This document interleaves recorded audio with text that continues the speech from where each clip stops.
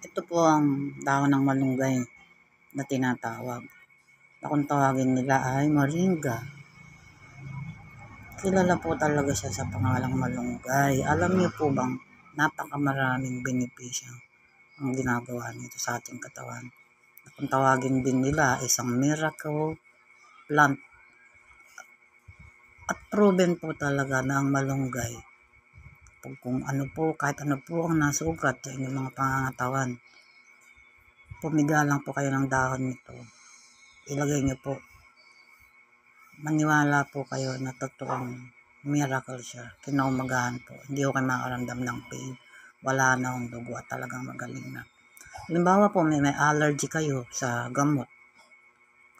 Tapos hindi kayo pwedeng uminom ng antibiotic at magpabulot kayo ng ngipin. Alam niyo po ba na may isang tao na napatunayan ko dito sa dahon ng malunggay na to na ano siya, yung nagpabulot po siya ng ngipin. Habang nasa dental pa po siya yung kanyang asawa, nagre-ready na po na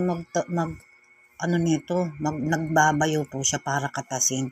Kasi po pagdating po ng misis niya galing sa dental na nagpabunot ng mga ng ngipin niya, ginagawa po niya po itong pangmumog. Wala ko siyang iniinom ng antibiotic, kahit ilang piraso pa po ang inumin niya, ay bututin sa ngipin niya. Hindi po talaga siya tumugo, hindi po siya naggamot, at instant po talaga. Kahit bukas mamaya, wala na ho talaga siyang, wala kang mararamdaman na pain.